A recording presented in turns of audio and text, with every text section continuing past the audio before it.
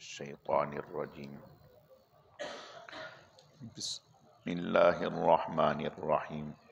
قل من حرم زينة الله التي أخرج لعباده والطيبات من الرزق قل هي للذين آمنوا في الحياة الدنيا خالصة يوم القيامة كذلك نفصل الآيات لقوم يعلمون. قل إنما حرم ربي الفواحش ما ظهر منها وما بطن والإثم والبغي بغير الحق وأن تشركوا بالله ما لم ينزل به سلطانا وأن تقولوا على الله ما لا تعلمون. ولكل أمة أجل فإذا جاء أجلهم لا يستأخرون ساعة ولا يستقدمون. آپ کہہ دیجئے کس نے حرام کیا اللہ کی زینت کی چیزوں کو جو اس نے اپنے بندوں کے لیے پیدا کی اور پاکیزہ رزق میں سے. آپ کہہ دیجئے وہ خالصتاً ایمان والوں کے لیے ہیں دنیا کی زندگی میں اور پھر قیامت میں بھی خالصتاً ایمان والوں کے لیے. اسی طرح ہم تفصیل سے اپنی آیات کو بیان کرتے ہیں علم رکھنے والے سمجھ رکھنے والے لوگوں کے لیے. آپ کہہ دیجئے بے شک حرام کیا میرے رب نے بے حیائی کے کاموں کو جو ظاہر میں بھی برے ہیں اور پوشیدہ طور پہ بھی برے ہیں، گناہ ہیں، اور گناہ کے کاموں کو اور دوسروں پر ناحق ظلم کرنے کو، اور یہ کہ تم شریک ٹھہراؤ اللہ کے ساتھ ان چیزوں کو جن کی کوئی دلیل نہیں ہے تمہارے پاس، اور یہ کہ کہو تم اللہ پر وہ باتیں جو تم جانتے نہیں. ہر امت کے لیے ایک وقت مقرر ہے، جب وہ آ جائے گا تو نہ ایک گھڑی پیچھے ہوگا نہ آگے. گزشتہ آیات میں ہم پڑھ چکے کہ مشرکین مکہ نے اپنی طرف سے دین میں بہت ساری چیزیں وضع کر لی تھی، گھڑ لی تھی. ان چیزوں میں ایک چیز جو انہوں نے اپنے طور پر گھڑ رکھی تھی وہ یہ تھی کہ وہ لباس پہن کر طواف نہیں کیا کرتے تھے، برہنہ ہو کر طواف کرتے تھے. اور پھر خالصتاً حج کے موقع پر عورتیں بھی برہنہ ہو کر طواف کرتی لیکن رات میں اندھیرے میں، اور مرد جو ہیں وہ برہنہ ہو کر طواف کرتے دن میں. بعض لوگ جو ذرا تھوڑا سا زیادہ شرم و حیا رکھتے یا تعلیم رکھتے تو وہ قریش سے لباس مانگ کر وہ پہن کر طواف کرتے، اور حکمت اس کی یہ بیان کرتے، اس کی لاجک یہ بیان کرتے کہ چونکہ ہم نے ان کپڑوں میں گناہ کیے ہیں، اللہ کی نافرمانی کی ہے، تو اب یہ کپڑے اس قابل نہیں ہیں کہ انہیں پہن کر ہم اللہ کی عبادت کریں. یہ شیطان نے ان کے ذہنوں میں ایک غلط بات داخل کر دی تھی، اور وہ اس بات پر فخر محسوس کرتے تھے کہ ہم اچھا کام کر رہے ہیں. تو اللہ پاک نے اس چیز کی مذمت بیان فرمایا کہ اللہ نے جو انسانیت کے لیے ایک زینت کی چیز رکھی تھی، لباس، انہیں آپ نے کس طرح سے اپنے اوپر حرام کر لیا. اگر یہ بات کہتے ہیں کہ ہمیں شرم آتی ہے کہ ان کپڑوں میں ہم نے گناہ کیے ہیں تو یہ کپڑے بھی اتار دیں، تو پھر اس جسم کا کیا کریں گے جس جسم کے ساتھ آپ نے اللہ کی نافرمانی کی ہے؟ اس جسم کو بھی ختم کر دیں. اگر انسان سے گناہ سرزد ہوتا ہے تو اللہ پاک نے اپنے نبی کے ذریعے سے اس کی تعلیمات دی ہیں کہ اگر اللہ کی نافرمانی ہو جائے، گناہ ہو جائے، تو آپ توبہ طائب کر لیں، استغفار کر لیں، اللہ تعالیٰ سے پکی اور سچی توبہ کر لیں، اس گناہ پر نادم اور شرمندہ ہوں، آئندہ نہ کرنے کا پختہ عزم اور وعدہ ہو. تو آپ نے ارشاد فرمایا سچی توبہ کرنے والا ایسا ہے جس سے اس نے کبھی گناہ کیا ہی نہیں. یعنی رب کریم تو وہ ذات ہے کہ گناہ ہونے کے بعد तौबा कर ले आदमी, माफ़ी मांग ले, तो अल्लाह ताला न सिर्फ ये कि हम देखते हैं कि अगर हमने किसी से कर्ज लिया हो, उसने रजिस्टर पे लिखा हो कि भी इसने इस तरह कर्ज लिया है, इसके पास इतना माल चला गया, इतना माल चला गया, इतना माल चला गया, फिर जब वो पैसे दे देता है तो वो यूँ कलम चला देता है, काट देता है कि भी ये पैसे इसके आ चुके। तो अल्लाह ताला के फरिश्तों ने जो हमारा रिकॉर्ड गुनाहों का तैयार किया होता है, जब इंसान अल्लाह की बारगाह में तौबा करता है, माफ़ी मांगता है, तो अल्लाह न सिर्फ ये कि उस पर कलम नहीं, बल्कि अल्लाह उसको फरिश्तों के रजिस्टर से भी मिटा देते हैं, ताकि कल क़यामत के दिन इस पर कोई गवाह ही न रह सके। तो अल्लाह तो ऐसे करीम है, तो लिहाजा अपने मन घड़त ख्यालात दाखिल करना दीन में, और फिर उनको दीन का नाम, जब उनसे ये बात पूछी गई कि भाई आपने ये जो एक नया फ़लसफ़ा लोगों को दे दिया कि भाई लिबास पहनकर तवाफ़ ना करें, इबादत ना करें, हज ना करें, बरहाना होकर करें, तो इस पर दलील क्या है, यानी किस बुनियाद पर आपने ये बात कही है? तो कहते कि हमने अपने आबाओ अजदाद को ऐसे ही करते देखा है, गोया हमारे बाप दादे का फेल हमारे लिए हुज्जत बन गया।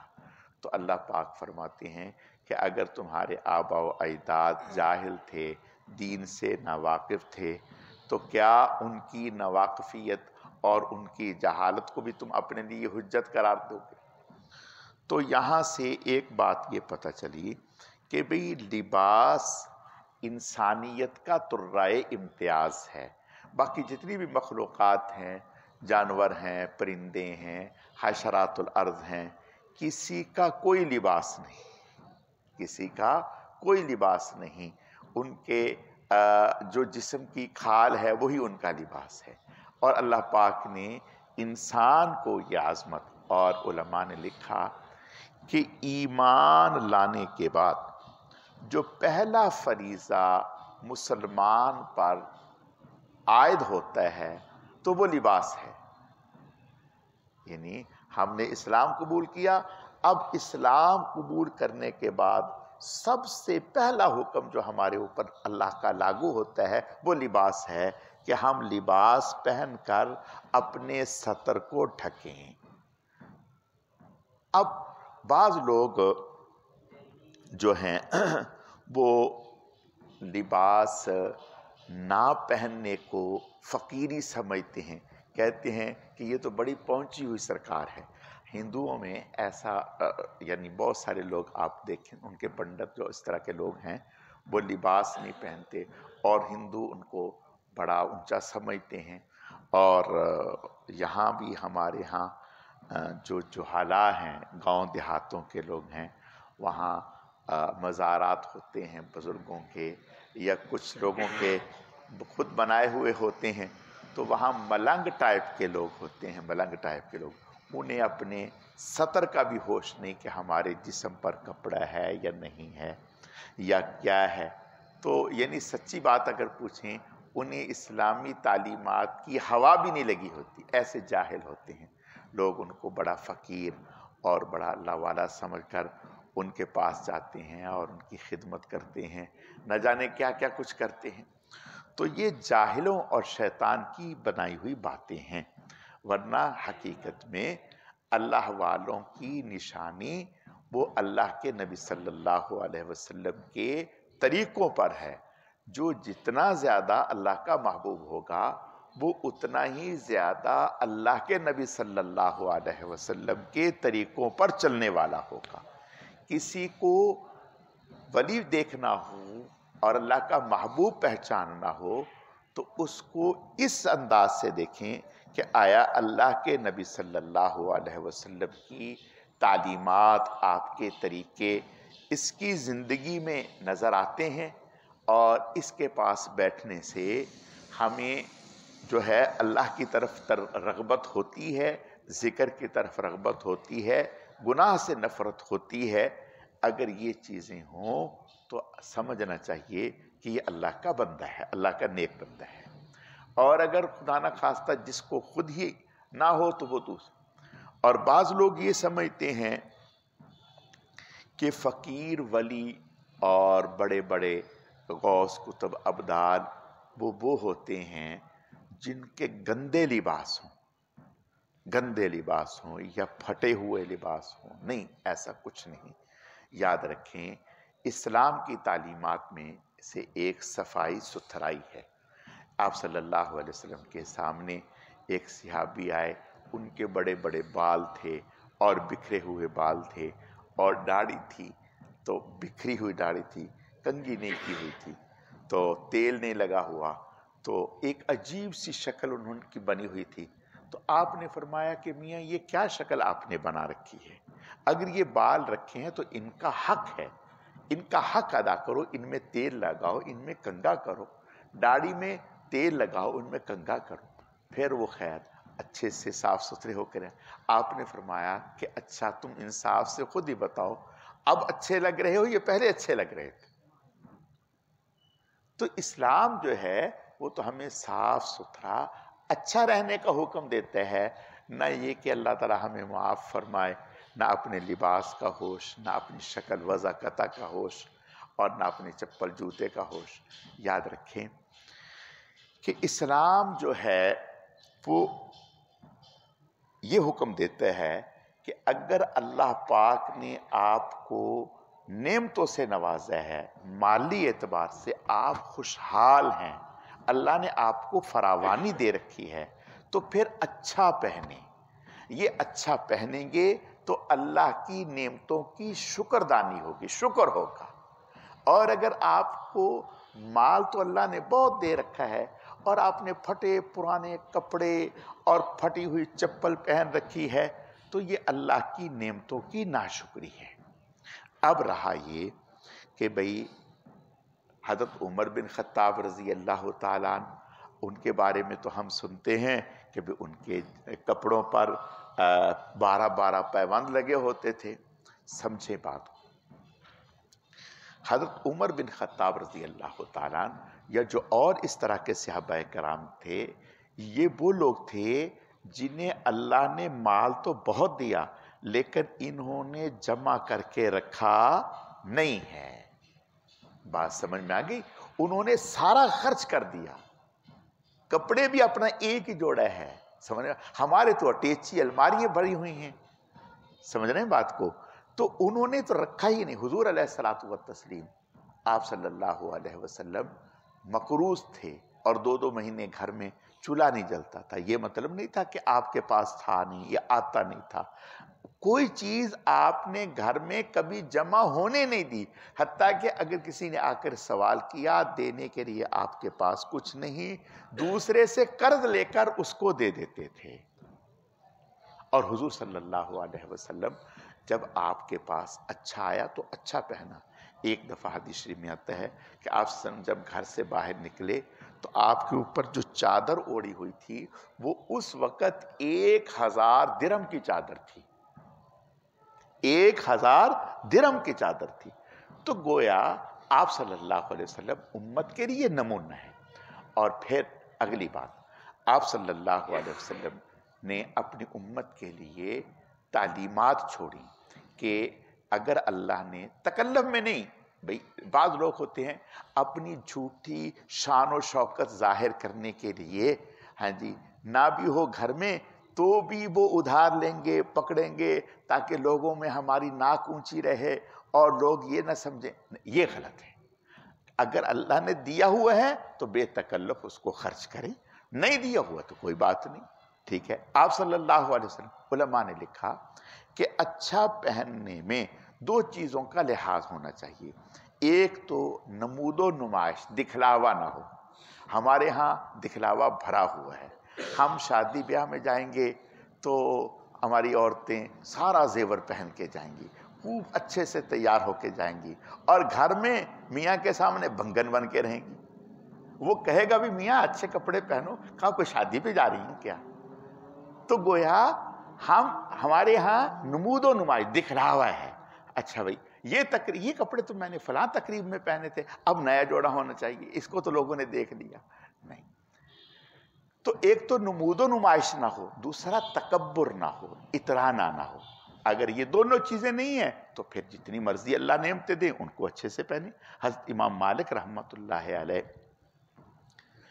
یہ بہت بڑے عالم تھے، اور مدینہ میں یہ اس وقت ان سے بڑا عالم کوئی نہیں تھا، امام مالک رحمۃ اللہ، اور اتنے بڑے عالم تھے کہ بادشاہ بھی ان سے بڑے ادب سے آ کر کے ملتے تھے، اور یہ بادشاہ آ جائے تو اس کے سامنے کھڑے نہیں ہوتے تھے، بیٹھے رہتے تھے، اور بادشاہ آ کے بیٹھ گیا مجلس میں، یہ اتنا مقام تھا۔ اور سال بھر کے ہر دن کا نیا جوڑا ہوتا تھا، اور ایک ہی بندے نے ان کے سال بھر کے جوڑے اپنے ذمے لے رکھے تھے۔ ہر سال 365 جوڑے وہ ان کے پہلے ہی بنا کے ان کے حوالے کر دیتا تھا۔ یہ جوڑا جو پہنتے تو اگلے دن وہ نہیں پہنتے تھے، نیا ہوتا تھا، وہ کسی طالب علم کو صدقہ دے دیتے تھے اور اس کے کام آ جاتا تھا۔ تو چونکہ کسی بندے نے اپنے ذمے لے لیے تو اب کوئی بات نہیں، اب کسی نے دے دیے پھر بھی اگر آدمی نہ پہنے تو یہ ناشکری ہے۔ جی، حضور علیہ الصلوۃ والتسلیم نے ہمارے لیے تعلیمات چھوڑی ہیں۔ اچھا، حضرت عمر بن خطاب رضی اللہ تعالیٰ عنہ کے حوالے سے جو میں عرض یہ کر رہا تھا، حضرت عمر بن خطاب رضی اللہ تعالیٰ عنہ وہ ایک عام انسان نہ تھے، وہ امیر المؤمنین تھے، خلیفۃ المسلمین تھے۔ وہ سربراہان اور امراء کے لیے اپنے آپ کو نمونہ بنانا چاہتے تھے کہ جو بڑے سربراہان ہیں وہ سادہ لباس پہنیں، سادی سواری اختیار کریں۔ اگر شان و شوکت میں رہیں گے تو ایک عام غریب آدمی شاید ان کی شان و شوکت دیکھ کر ان کے سامنے اپنی ضرورت بیان نہ کر سکے۔ وہ اس طرح سے اپنے آپ کو امت کے سامنے کہ امت کے عام فرد کی طرح ہماری زندگی رہے، اور اس لیے ورنہ تو صحابہ کرام رضوان اللہ علیہم اجمعین میں بڑے بڑے مالدار بھی تھے۔ تو میں عرض یہ کر رہا تھا کہ اچھا پہننا، اچھا کھانا، اسی طرح مشرکین مکہ انہوں نے کچھ چیزوں کو جو اللہ نے حلال کی تھی، کچھ جانوروں کو بلا وجہ اپنے اوپر حرام کر دیتے کہ ان کا استعمال کرنا ہمارے اوپر حرام ہے، ناجائز ہے۔ تو اللہ فرماتے ہیں کہ بھی یہ کس بنیاد پر تم کر رہے ہو؟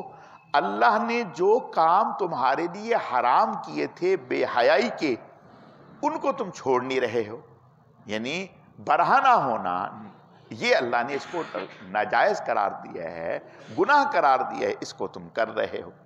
اور پھر ساتھ ہی یہ فرمایا کہ یہ دنیا میں یہ جو نعمتیں ہیں یہ تو حقیقت میں ایمان والوں کے لیے ہیں۔ یہ دنیا میں جو طرح طرح کی نعمتیں ہیں یہ ایمان والوں کے لیے ہیں۔ کافروں کو تو مفتے میں مل رہی ہیں ہماری برکت سے۔ بھئی آپ کہیں گے وہ کیسے؟ اللہ تعالیٰ نے اس دنیا کو اس وقت تک رکھنا ہے جب تک ایمان والے ہیں۔ جب ایمان والے ختم ہوں گے تو دنیا کو لپیٹ دیں گے۔